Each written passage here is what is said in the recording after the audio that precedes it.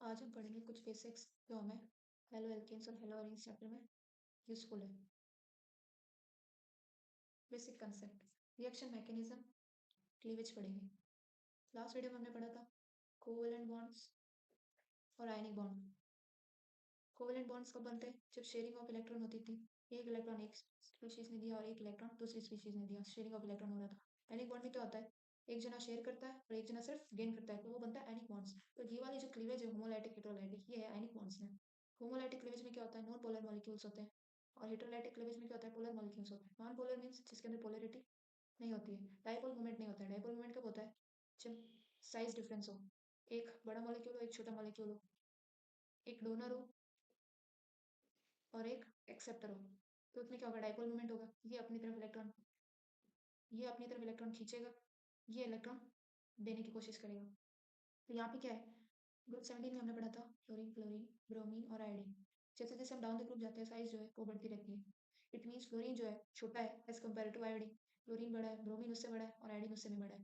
That's why इसमें dipole moment show हो रहा है। और पोलर मॉलिक्यूल्स है, एक बड़ा है एक छोटा है।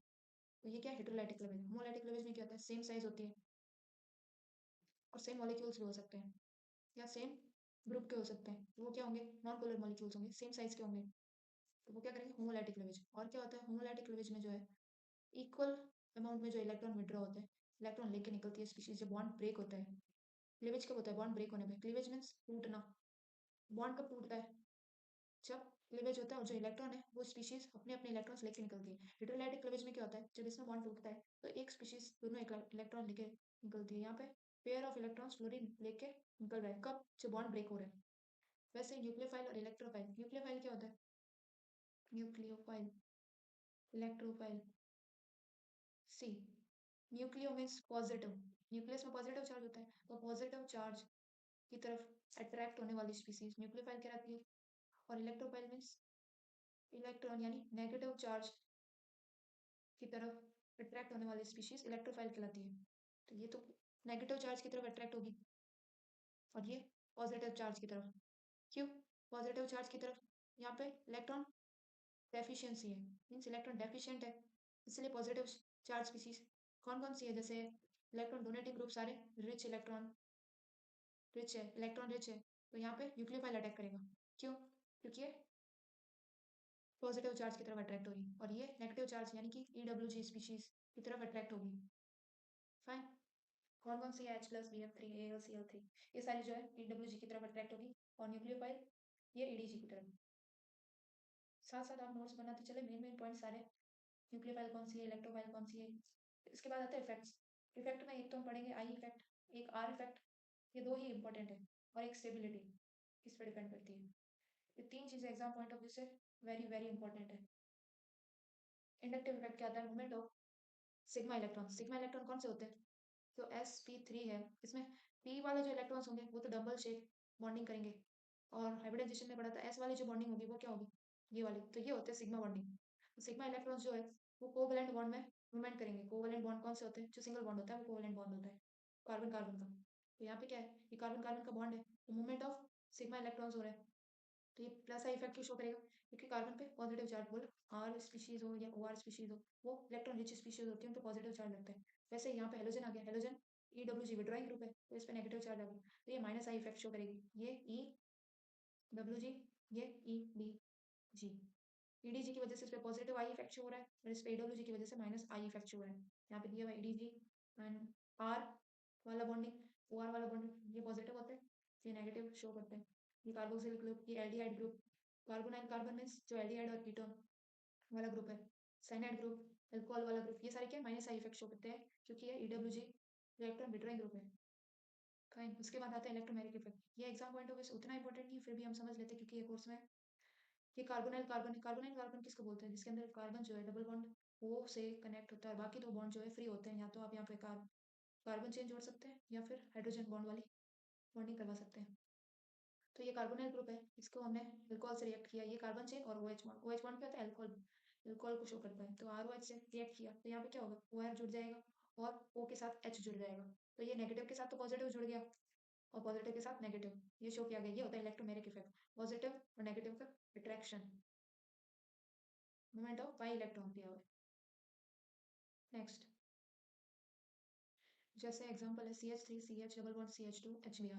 अब HBr H कहाँ जुड़ेगा और Br कहाँ जुड़ेगा? Br। अब HBr में Br कहाँ ऐड ऑन होगा और H कहाँ ऐड ऑन होगा, हम देखेंगे। मेजर प्रोडक्ट और माइनर प्रोडक्ट इसके बेसिस पे बनेगा। CH3 के वैसे ही है, CH पे जो है Br लगा है और H जो है लास्ट वाले कार्बन पे लगा है। यहाँ पे H लगा है और यहाँ पे Br।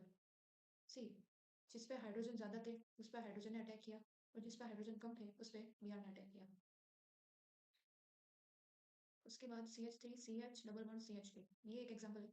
इसमें H के पास पॉजिटिव चार्ज है और HBr में Br के पास नेगेटिव चार्ज है, इसीलिए Br जो है वो CH पे अटैक करता है, CH2 पे नहीं, क्योंकि बीच वाले कार्बन पे पॉजिटिव चार्ज है और साइड वाले कार्बन पे नेगेटिव।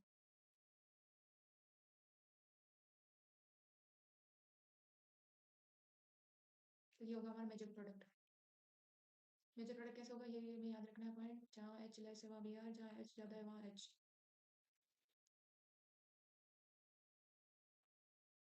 उसके बाद सेकंड एग्जांपल में CH3 CH और लास्ट वाले कार्बन पे हमने पॉजिटिव चार्ज लिया है और Br जो है वो इस वाले कार्बन पे अटैच होगा और इस वाले कार्बन पे हाइड्रोजन अटैच होगा। तो यहाँ क्या बन रहा है, माइनर प्रोडक्ट बन रहा है, यहाँ मेजर प्रोडक्ट बन रहा था। तो हमें मेजर प्रोडक्ट वाला ये याद रखना है, जहाँ H कम है वहाँ Br लगेगा, जहाँ H ज़्यादा है वहाँ H लगेगा। और इसमें जो कार्बोकेटाइन बीच में फॉर्म होगा वो होगा सेकेंडरी कार्बोकेटाइन। क्यों? क्योंकि जो कार्बोकेटाइन बन रहा है वो दो कार्बन से अटैच है और यहाँ पे जो कार्बोकेटाइन बन रहा है वो सिंगल कार्बन से अटैच है।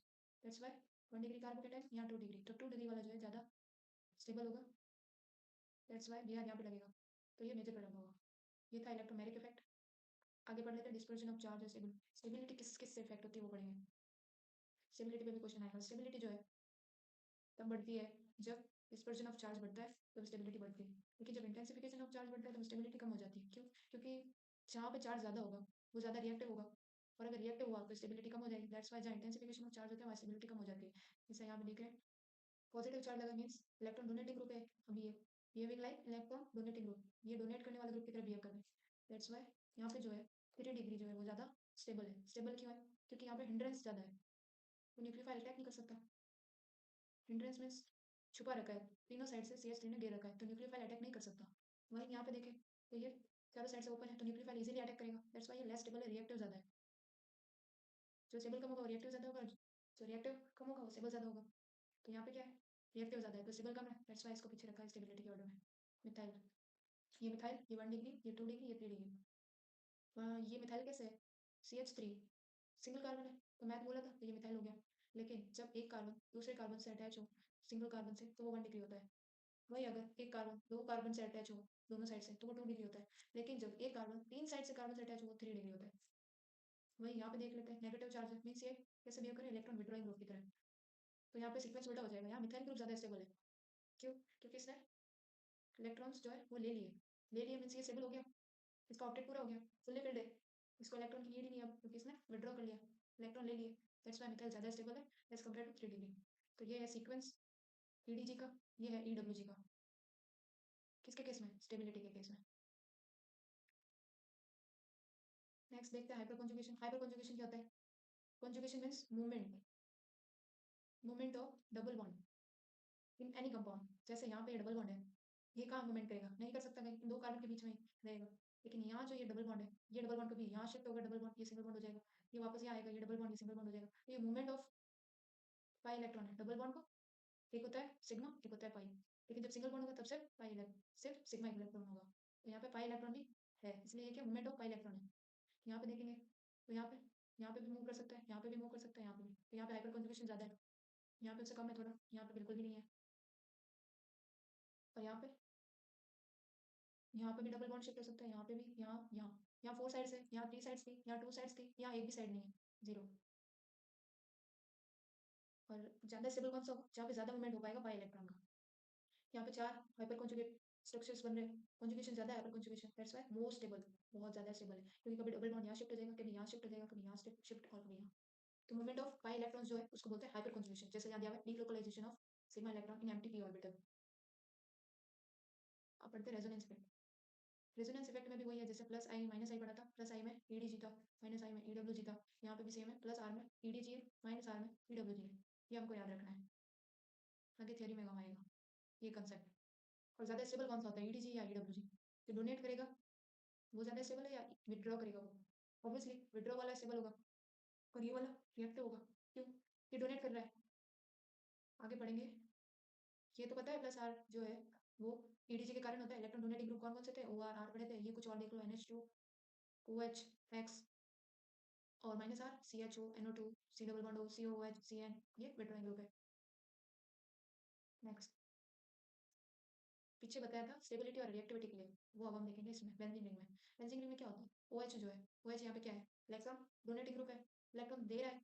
देने के लिए हमने क्या पढ़ा था? EDG plus are effect. तो यहाँ पे क्या प्लस आई इफेक्ट शो होगा। तो क्या होगा? OH इलेक्ट्रॉन देगा, यहाँ से यहाँ ट्रांसफर, इस वाले कार्बन से इस वाले कार्बन पे, इस वाले कार्बन से इस वाले कार्बन पे, फिर इस वाले कार्बन से इस वाले कार्बन। तो movement of pi electron, double bond का मूवमेंट हो रहा है। और ये सारे जो है इसके रेजोनेटिंग स्ट्रक्चर्स है।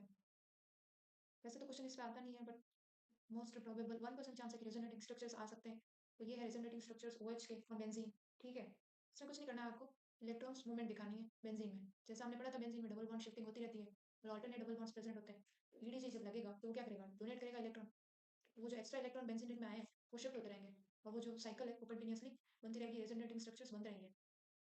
और EDG जो है मोस्ट प्रोबेबल है कि वो ऑर्थो और पैरा पे अटैक करेंगे। लास्ट वीडियो में हमने पढ़ा था ये वाला पैरा होता है और ये वाला ऑर्थो होता है। तो ऑर्थो और पैरा डायरेक्टिंग होते हैं हमेशा। EDG जो है ये वाली साइड्स प्रेफर करते हैं अटैच होने के लिए।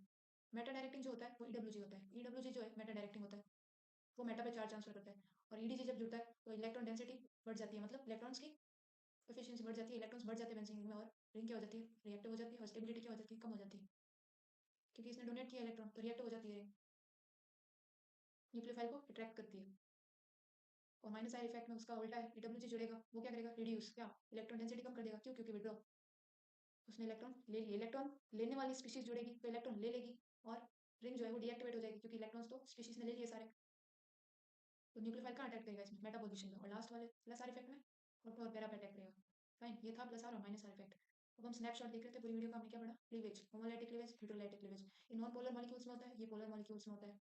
इसमें सेम मॉलिक्यूल्स होते हैं, सेम साइज के होते हैं, इसमें डिफरेंट साइज के होते हैं। इसमें पोलर मूवमेंट होता है, डायपोल मूवमेंट होता है, इसमें डायपोल मूवमेंट नहीं होता है।